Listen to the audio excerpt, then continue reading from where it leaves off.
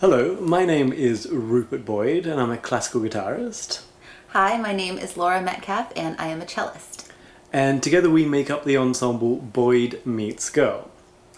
So sadly, rather than being in Southern California, we are sitting here on our couch in Manhattan.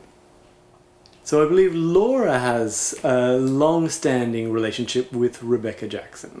I met Rebecca through a very close mutual friend. I can't even remember how long ago. We went to a retreat together, a farm retreat, when we were all practicing our instruments and hanging out and cooking delicious food in the rolling hills of Virginia. And I similarly met Rebecca in some hills, but possibly more mountains. The mountains of Nepal. And Kathmandu specifically, about 4 years ago, we all played at the Garana Music Festival. It was a Western classical music festival held in Kathmandu, Nepal. So I started playing the cello when I was 9 years old. My little sister already played the cello when I first began, and I loved the sound of the instrument and decided I wanted to play the cello as well. And fast forward many years later, she is now a lawyer and I am now a cellist. And sort of the path that I was on to become a musician was, it felt really natural because I grew up listening to my father play the piano and play classical recordings in our house. So I'd wake up in the morning and hear a Mahler symphony wafting from the living room. So it was always a part of my life.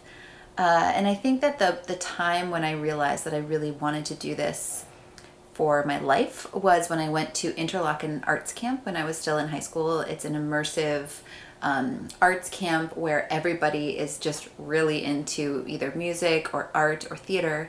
And just kind of being around other kids who were as into it as I was made me realize, like, okay, this is the thing that makes me happier than anything else in the whole world. And I'm so happy that now it's my life and it's my job.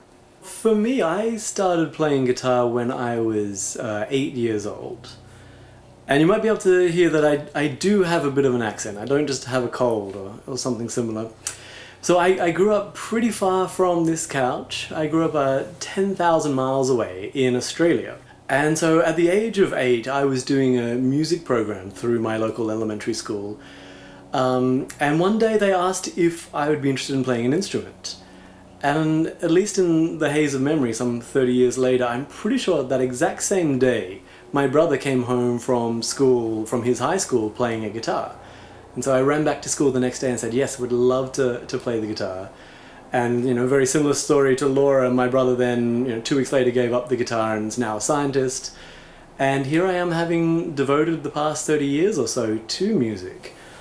And I guess would say just love the adventures that it has given me, that I've met people like Laura, my dear wife, and being able to meet Rebecca Jackson in the mountains of Kathmandu in Nepal. And even having sort of moved 10,000 miles to pursue a career in music, it's obviously been quite life-changing. So on that, I grew up in Australia, but then at the age of 22, not knowing a single person in North America and with just a guitar and a suitcase, I moved to New York City. And it was the first time I'd ever been outside of Australia. And I came here to study, to do a Master of Music at the Manhattan School of Music. And thought I would be here for 1, maybe 2 years, and 16 years later, I'm still here.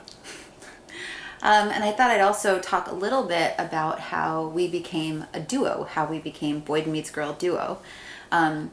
Rupert and I, we have been romantically involved for how many years now? Almost 8 years. And when we first got together, we were both very busy with other projects. I'm part of several touring chamber ensembles. Rupert was doing a lot of touring as a soloist, and we were often ships passing in the night. We would maybe see each other for one day on our way to and from different travel, and we just felt like we weren't really spending a lot of time together, and we wanted to spend some time together. So we thought, hey, why don't we try to figure out how to play together? And we looked around, and there wasn't a lot of music written for cello and guitar, But we quickly found that a lot of music that is written is relatively easily adaptable for our instrumental combination. So it started as sort of a fun side project and a way to spend more time together. And it's evolved into a really fulfilling part of both of our musical lives. We've recorded an album, we've toured the world together, and we look forward to our next projects. So we're obviously here in, for us and most people around the world, are very unprecedented times. Fortunately, we have each other. We also, quite fortunately, have an almost 2-year-old son. He's currently napping now. He's made this shelter-in-place period both easier and more difficult. That he's obviously given us something really fun to do. It's great to be watching him grow every day and learning new words and been a lot of fun. It's also been full-time job for the two of us, and especially when we're trying to keep sort of playing music and rehearsing and recording some videos, that limits the time that we can work every day to just 1 hour or so when he's napping. We're gonna go see our son Milo, who's just woken up from his nap. Hey, buddy! Hi! Hey, buddy! Wash it!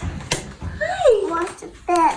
So during this shelter-in-place period, I have taught myself a new skill, and that is how to juggle, which sometimes has impressed little Milo here. Hey buddy, you want to watch me juggle? Here we go. Whoa! Wow! Yeah, wow!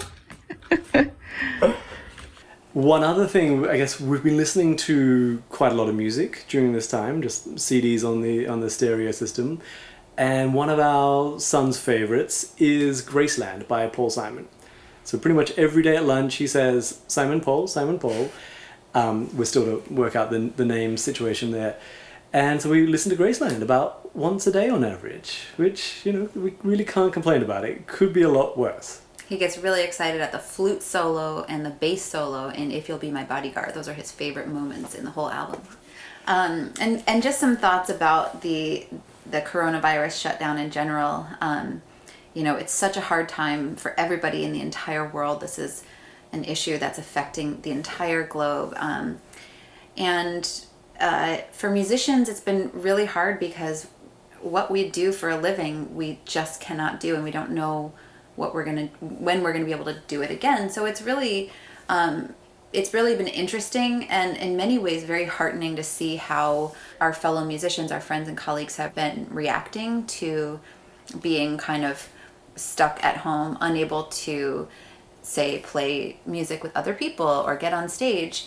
There's been a lot of people creating, a lot of people trying to find ways to share music that they had never tried before. There's a lot of content all of a sudden online. It has been really heartening to see the way that my fellow musicians and colleagues have been responding to this crisis, and also how concert presenters and festival directors have responded as well, making sure that the artists are still connected to the organization. And we'd like to thank Rebecca so much for continuing to involve us and to creating these opportunities for us to share some music from our homes to you all.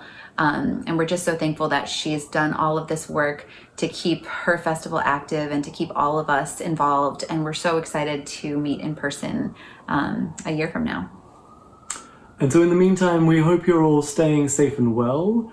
In a shameless little plug, we hope you enjoyed our video from our apartment earlier. We do also have a full-length duo album, and we both have a few solo albums. They're all available through the usual places you'd find music: Spotify, Apple Music, Amazon. You can also check out our website, which is boydmeetsgirl.com. No, wait. Isn't it boydmeetsgirlduo.com? It is. You can check out our... You should know this. You can check out our website, which is boydmeetsgirlduo.com. Thanks guys. Everyone. Take care. Stay safe. Today we're going to play for you this Sonata for Cello and Guitar by Radames Niatali, the first movement, Allegretto Komodo. And this is one of our favorite pieces. It was actually originally written for cello and guitar. And throughout the piece you'll hear the melody line is played both in the guitar and then traded off to the cello. And so for that reason it's actually quite a good piece for our marriage. But it's also just one of our favourite pieces. It is written very much in the Western classical music style, but it was written in Rio de Janeiro in the late 1960s. And you'll hear throughout the piece the sounds of the choro, the street music of Brazil. It's never so much featured or particularly prominent, but it's always kind of poking its head around the corner. So this is Allegretto Comoro by Radamés Nyatari.